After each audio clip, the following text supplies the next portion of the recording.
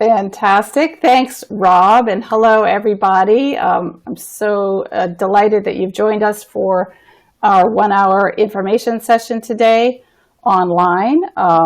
As Rob said, this is an information session on the Executive Coaching and Personality Dynamics program that will take place in February, but also hopefully it's an opportunity to get to know us a little better and to learn about this program.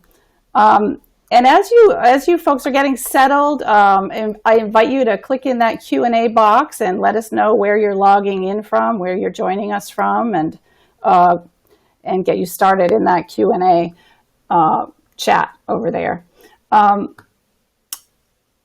So I'm Lori Fitzpatrick, Managing Director of GISC, the Gestalt International Study Center.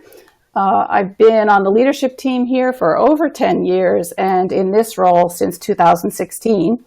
I'm a graduate of the Competency Development Program for Coach Certification here at GISC, and I'm an ICF certified coach as well. So we will be spending the next hour together giving you an overview of the program. We have a small learning experience planned for you and an opportunity for some Q&A for you to ask questions you have about GISC or the Executive Coaching Program. But it is my great pleasure to introduce our faculty for both this information session and for the Executive Coaching and Personality Dynamics Program. So I'd like to begin by introducing you to Adriana Bellaros. Adriana is a GISC certified coach and holds the PCC Professional Certified Coach credential from the International Coach Federation, the ICF. She holds a number of other certifications from organizations such as National Training Labs and is licensed by Management Research Group in Strategic Leadership Development and Personal Directions Assessments. Adriana is a member of the OD Network, the Society for Human Resources Management, the Gestalt Institute, and she sits on the advisory board of the Appalachian Mountain Club. So welcome, Adriana. Thank you for being here today. It is also my great pleasure to introduce you to Marianne Walk. If you don't know Marianne was the president of Walk & Associates, a global management consulting and coaching group.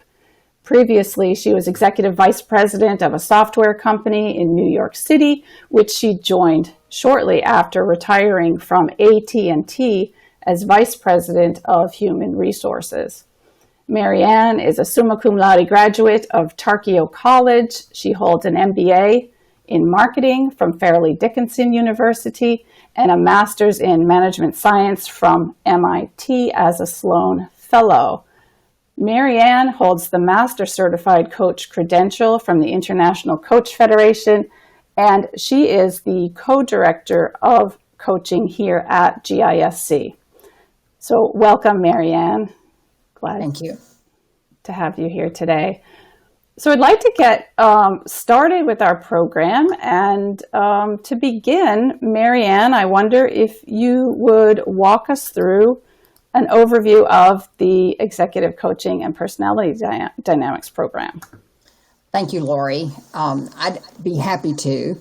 And one additional tidbit about Marianne Walk is that I am an extreme extrovert, and I'm sitting in a room by myself looking at the eye of my computer. So I'm not getting any energy from you, but I'm going to try and make this as interesting as possible. So it is my great pleasure to introduce you to the new Executive Coaching and Personality Dynamics workshop.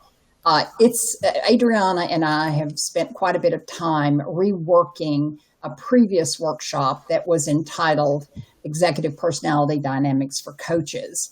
And what we really wanted to do, we really wanted to make this program focus on how does a coach teach and coach and support and help transform an executive. So we spent a lot of time working on just doing that. So this program looks at the personality dynamics of coaching an executive. And we also look at some of the characteristics that an executive could display. It could be narcissism, could be perfectionism, it could be impressionism, and frankly, it could be burnout. So we're going to look at the characteristics of each one of those different styles. And we're going to help you be able to, in this program, help you be able to identify the different characteristics, how to coach those characteristics, and also when might you hit a wall and need some help either with supervision or with referring your client to a different type of practitioner. We're also going to introduce you to an assessment tool that will help you understand yourself better and understand how to work with these different characteristics. We're going to look at your coaching presence, because coaching presence and powerful questions are critically important when you work with executives. So we're going to spend some time today with Adriana. She's going to walk us through a short didactic and an experiment, an exercise that will help you see the types of things that we might be doing in this program. So Adriana, would you like to take it from here? Oh, wait, there's one thing I forgot to mention. Forgive me, just a moment. Sure. We don't have much homework, in fact, any homework during the program, but there is a bit of pre-work because what we do, we use cases from your practices to use during the program so we can talk about your cases so that you have time to think about what style you use or what style you may want to use differently in order to have a greater impact on your executive. So forgive me, I forgot to mention that. So Adriana, let me turn it over to you now. Thank you, Marianne. Can you hear me okay? Everybody can hear me okay? Great. Yes. All right, thanks. I was muted. So as Marianne said, this program is really geared to helping you and the participants to really work well with and coach their executives, and to really look at the different areas for executives. And of course, we all know as coaches that powerful questions are like the most important intervention that we can have in coaching. And once you establish presence and a sense of trust with your executive, those powerful questions can truly help move somebody to a place they might want to go. So we know our role as a coach is that it's important for clients to come up with their own solutions, and our role is to help them to not only find those solutions but also to hold them accountable. So we're really looking at those particular kind of questions that might be helpful with that. So we hope that some of the questions will really reveal the information that is needed to help the coaches move, or your client to move towards their own solutions. And one way is through active listening.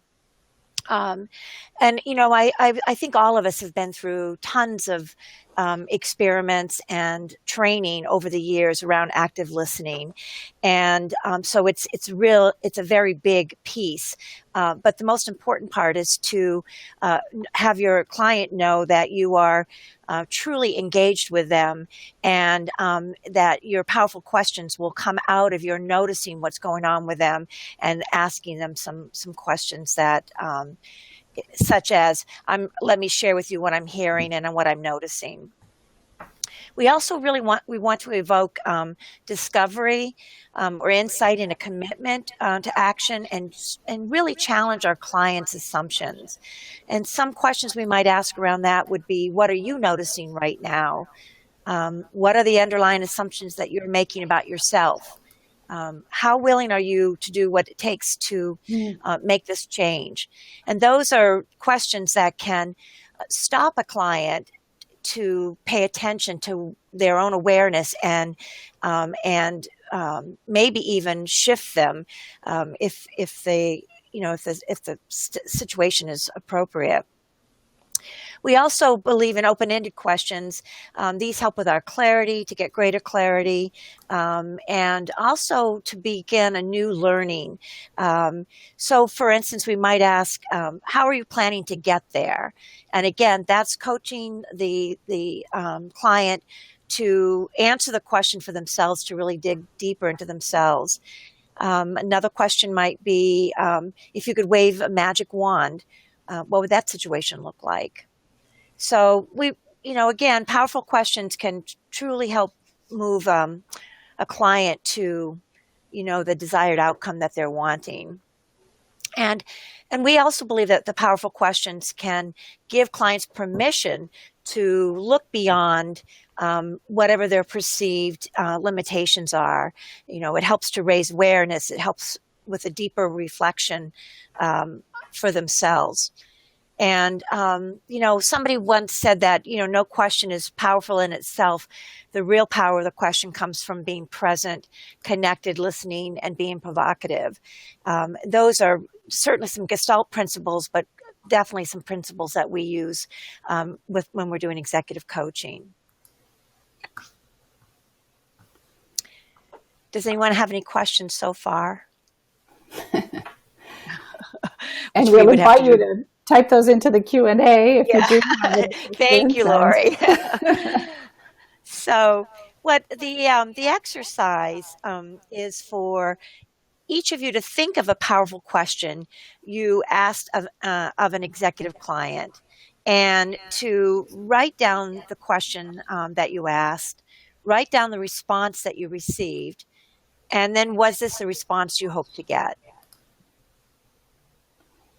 So I wonder, Adriana and Marianne, while folks are thinking about an experience they've had coaching, and I'm thinking about some powerful questions they've asked, I wonder if you would be able to share an example of something. Whoops! I lost my screen. I can actually share an example. Mm-hmm. Okay, I was working with a scientist, and for a global company, and his supervisor or leader was looking for this individual. Had a great deal of experience with the company, and they were looking to put him on a succession plan to become a leader. And most of his work had been as an individual contributor. So we set up a coaching engagement.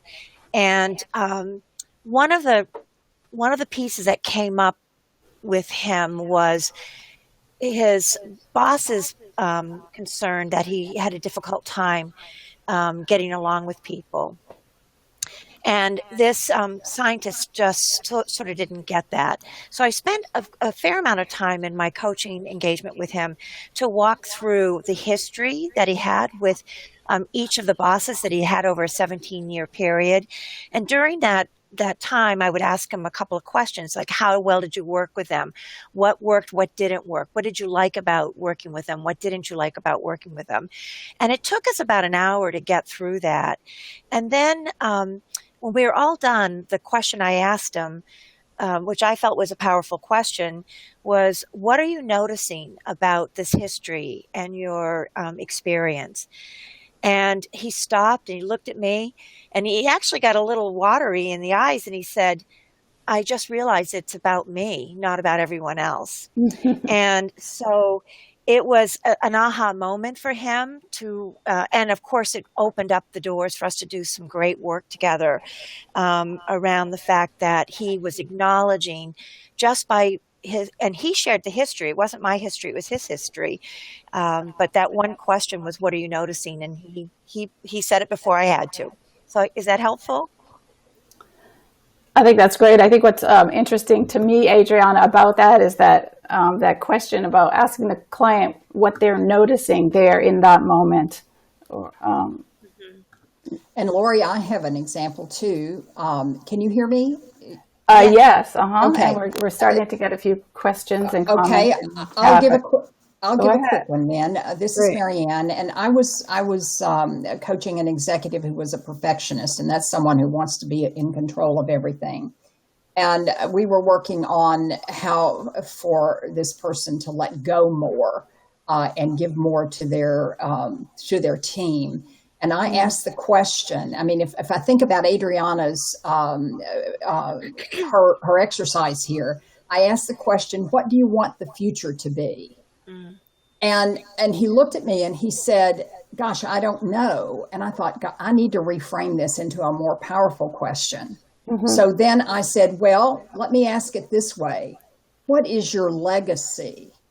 And I hope that those people on the call can see the distinction between those two questions, because the first one was asking him to try and look forward and see something that he might not be able to see. The second question asked him to look at his current behavior and how his current behavior was going to impact the future of the company after he left. So it was really more about, what are you doing today? So there's a distinction between those two questions. And those are the types of things we're going to be talking about during this program. How do you take what seems to be a powerful question and make it a more powerful question? Mm. So thank you for letting me share that. Now go ahead with the questions from the group.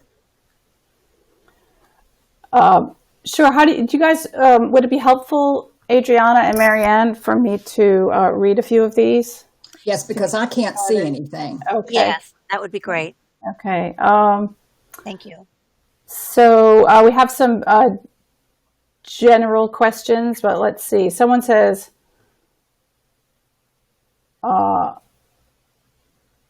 sorry, I'm just trying to find one here to choose from. Okay. There's one, someone, it looks like Sarah has a question. What do you want to work on? What exactly will you do differently and when? We have a question from one participant that says, I wonder how you deal with the initial resistance. Are there any good opener questions? This person is asking us that question, it sounds like. Yes, that sounds like a question for you. Yeah. It's a little different. So without understanding, I'll take it first, Marianne, and then if you want to add, that'd be great. But it's a little hard without context, isn't it? Yeah, it says, I wonder how you deal with the initial resistance. You know, of course, in coaching, you have to build a relationship. So sometimes there is initial resistance, especially if someone is being recommended. And we're talking about executives. I've actually had a board, the chair of a board recommend coaching for an executive. And so for me, the initial if there's initial resistance, I would learn that during that time when I had that first conversation with the executive and with maybe their sponsor, which I often do, is to talk about what it is that they're wanting for the outcomes. And so it's sometimes you just put it out there. I just basically say, I'm noticing that there's resistance here, or I'm noticing, we could use the word. So that might be how I might answer it.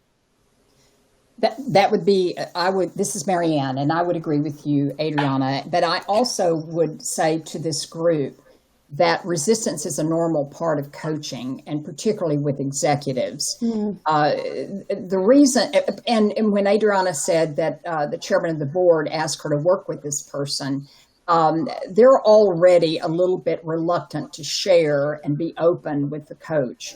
So relationship and presence that Adriana has talked about is truly one of the most critical things that you have to work on when you're working with an executive, because they have been a certain way for a long time. They've done certain things the same way that have gotten them to be where they are today. And in order for us to help them raise their awareness that this behavior may no longer serve them, we have to be very careful and respect the path that they have come through and travel to get where they are.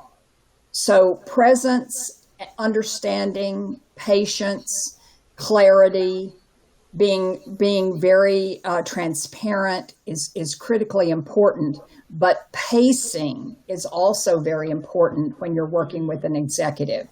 It's going to take you longer with an executive to go through transformation than it will take you with the first level manager, as an example, or a young leader, because they're more inclined to be open to learning, where the senior executive will be less inclined to open to different things. And these are the things we work on in this program. Fantastic, Marianne. Thank you. That's so interesting. It looks like Sarah is saying that these series of questions, what do you want to work on? And then once that's answered, what exactly will you do differently? And then when that's answered, when? It sounds to me like a digging deeper with each question is a series she says she uses. And I think that comes from the head of coaching at Google to expedite coaching. So let me see. Adriana, do you want me to take that one? Yeah, go ahead, Marianne.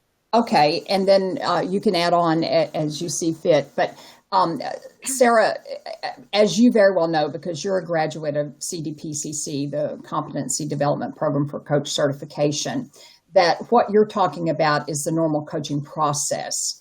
And the powerful questions in coaching an executive, it takes a bit longer to get into the specifics of what they may want to do, because they may not want to do anything differently. Okay. So when you say, what have you brought today to work on, then that is a good opportunity to start building presence and start building connection, and start building trust by asking them to talk more about that thing, whatever that thing is. And then at some point, when you're clear about what that thing is, then you ask them, what would you like to take away from today's session? Because you always need to know what you want the end to be. You may never get there. You may not get there in an hour, hour and a half, whatever your session length is. But at least you'll know which way you're going. You'll know what you're trying to work towards. And that's okay, because one of the principles of Gestalt coaching and ICF coaching is you have to let go of the outcome and you work towards it. And you may have to extend the time you work on it through 2 or 3, 4 sessions. But what you're talking about, Sarah, is the right process. So not that you asked me if it was the right process or not, but you offered that as an example, and I'm suggesting back to you that it is. Okay, Adriana, did you have more you wanted to comment on that? No, I think you covered it great, Marianne. Thank you. Lori, is there another question? So someone said, and I'm not quite sure of the context here, Eric asked, this gets me wondering how to make what do you really want, the question, what do you really want, more powerful. Somebody says, some of us are engaged to precipitate outcomes, as the existing staff are unable to do so. I think, Marianne, you just talked about coaches not needing not to be tied to the outcome. And looks like Greg is asking, what about when you feel that you're engaged to precipitate an outcome? How do you handle that?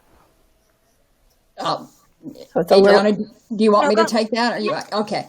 All right. There are a lot of coaching businesses out there that subcontract to coaches, and one of their directives is to coach to an outcome. And look, let me just be clear. Once you get your certification, you can coach any way that you need to coach to be of benefit to your client. But until you get through the certification process, Adriana and I are going to teach you a certain way to be.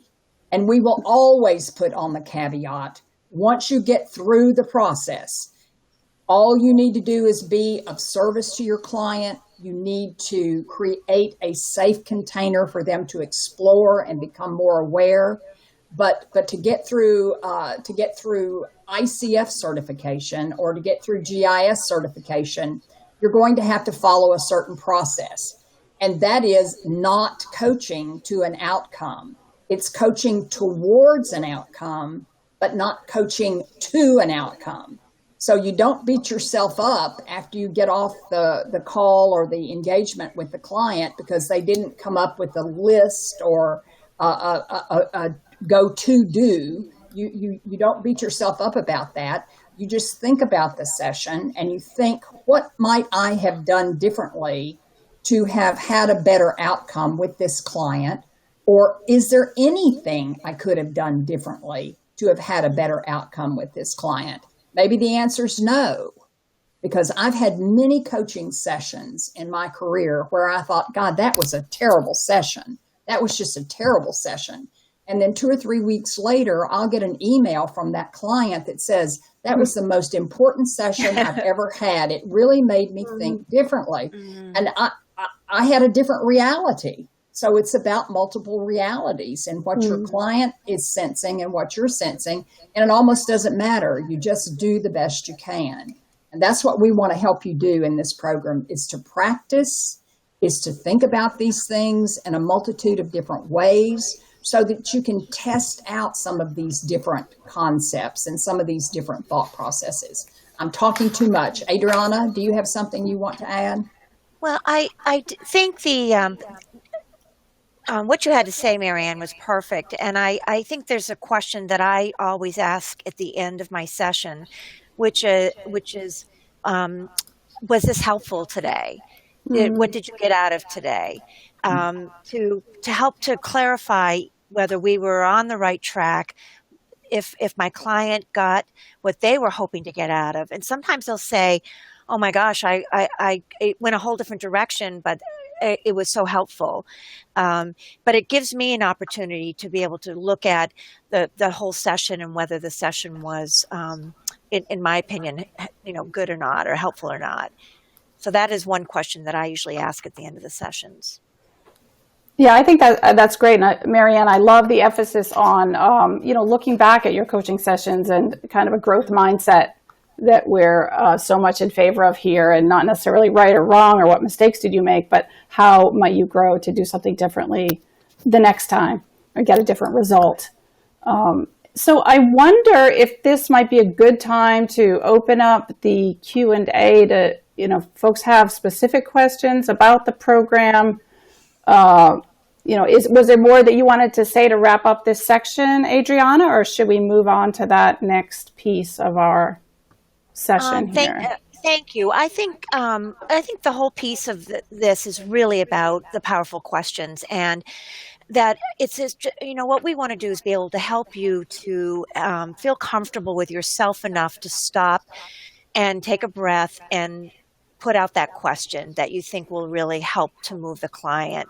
So I think this next 4 days together that we have in this program will be to help you to find that space for yourself to grow your own coaching with the executives that you're hopefully working with now and or going to work with in the future. And Lori, I would add that at the end of this deck that they see on their screen, Adriana's email is there and my email is there. So if there are people that wanted to interact and might not have wanted to interact in front of everyone else or have a specific question that they want to ask, I certainly would welcome an email from them, and I'd be happy to interact with them. And I'm certain that Adriana would as well. So I want to just put that out there to close this session. Okay, this section. Fantastic. Yes. And we'll have that slide up at the end so folks can contact you. And of course, you're always welcome to direct questions here to the office, and we can get those out to Marianne and Adriana as well. So thank you very much for that, and for this little piece of learning. I know it's just a glimpse about what people might find in the program, and I'd like to invite our participants to ask questions that you might have about the program, further questions about coaching, but we'd really love to tell you a bit more about what you'll find in the program. And I do have one here that's asking, can you tell us more about the structure of the program? So my interpretation is, is it a lecture? Is it, what's the structure? Shall I take that one? Yes, Marianne, go ahead. Okay. All right. The structure of the program is we're going to get together on the first day and get to know each other and go over some basic principles of coaching so that we all kind of start with an even platform. And then we're going to be talking about executive presence. We're going to be talking about how do we get to know ourselves better. And then by that, there'll be a short didactic, and then there'll be time for discussion and time for practice. Then the next several days, we're going to be introducing these characteristics of these special dynamics, these personality dynamics, the narcissist, the perfectionist, the impressionist, and a client that may have burnout. And we're going to be we'll have a short didactic on that, and then we'll be using your examples that you'll bring into the program, and we will actually do practice cases, and we'll have an opportunity to practice with each other. As an example, if I were a participant and I had been working with a narcissist, I would write up a short summary of that narcissistic behavior. And then I would play my client, and someone else in the class would be the coach, because no one knows my client better than myself. And that will and then we have discussion. We ask everyone in the class to listen to this, to see what comes up for them, to see what they might have done differently, to even make notes about, my goodness, I didn't even think about operating that way. So it's a learning for them as well as for the two people who are in the fishbowl. Okay, and we call the practicum the fishbowl. So that's how we work on it. And at the very end of the program, we talk about the biases that coaches may have. Now, we start the program out by helping you understand yourself better, and we end the program by helping you understand what your biases may be towards some of these other people. So that's actually how the program is set up. And we start at 8:30 every day, except for the first day, which we start at 3. We end about, I think it's 5:30 or 6 o'clock every day, except for the last day, and we end at noon. Okay, I think more than that, it would be kind of a spoiler alert. Okay. Thank you, Marianne. And this may be getting a little too far into content. You let me know, but someone's asking, is there anything you can say about working with a narcissist? Is there a sneak preview or anything you might say about that? I'm sure it takes more than a minute or two. It does. It really does. And I will tell you what we do. We go over the essence of what a narcissist is about. We know what really makes a narcissist. We talk about the special challenges that a coach has in working with a narcissist. And we talk about what a coach can offer to a narcissist in order for them to become more self-aware. I think if we went in any more deeply than that, we'd be doing the coaching on this info session. Yeah, great. Adriana, do you have any more you want to add to that? No, well, the only other piece that I would add is that, we, as Marianne said, we definitely we'll give you some background and some information about a narcissist, and helping you to identify as your client on somewhere on the narcissistic scale. And then I think the biggest piece would be really looking at your own awareness, and it could could clearly move into your biases, but your own awareness around that, and or narcissists can be they can be very challenging to coach, and but they can also be challenging in a good way, a fun way. And what I would also say, Lori, I would also say that we don't only talk about the bad part of narcissism. We talk about what a narcissist can do positively in the work environment. So we try to balance this from an appreciative standpoint. But we all know that when we get connected to a narcissist, that it's a challenge. It's a challenge. Thank you very much. This brings up another question here, and that is because you've mentioned the interaction between the coach and the narcissist, or the coach and the executive, and there's a question here about, you mentioned an assessment for the coaches, and so what's that about? Adriana, you want that, or? I'm sorry, I was on mute. The assessment is called, I think it's As I See Myself is the name of the assessment. And it's basically just giving you, we'll give just a kind of a quick overview, as Marianne said, to put us on the same playing field when we start the program. So the assessment will just be a simple assessment around how you see yourself and identifying some of your own traits that might be helpful to know more about yourself as you go into coaching executives. Marianne, do you want to add to that? I might not have given enough. No, the only thing that I would add is that it might also give you an insight as to how to identify some of these traits in your clients. And I want to stress that part of this program is to be sure that you understand when you may hit your boundary of coaching and may need some supervision, or may need to refer your client to a therapist or a different type of practitioner that could help them more, because the coaching is about helping the client. Totally. Excellent. We've got a great question here from Jim, and Jim's asking, who's the ideal participant that you want to work with in this course? So who is this program for, or who's your ideal participant? Well, I'll take the first shot. My ideal participant is an experienced coach. It's hard to work with coaches at this depth, because, as you know, many, unless they have experience, because many initial coach training programs don't go into this depth.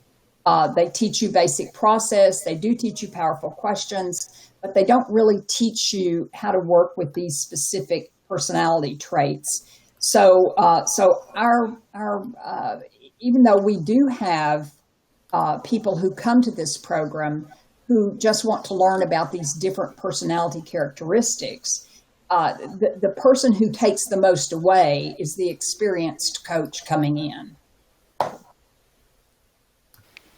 Excellent. I would agree with that. I think if the ideal person would be to have that experience, because this program is about deepening your own awareness, but also your coaching skill set.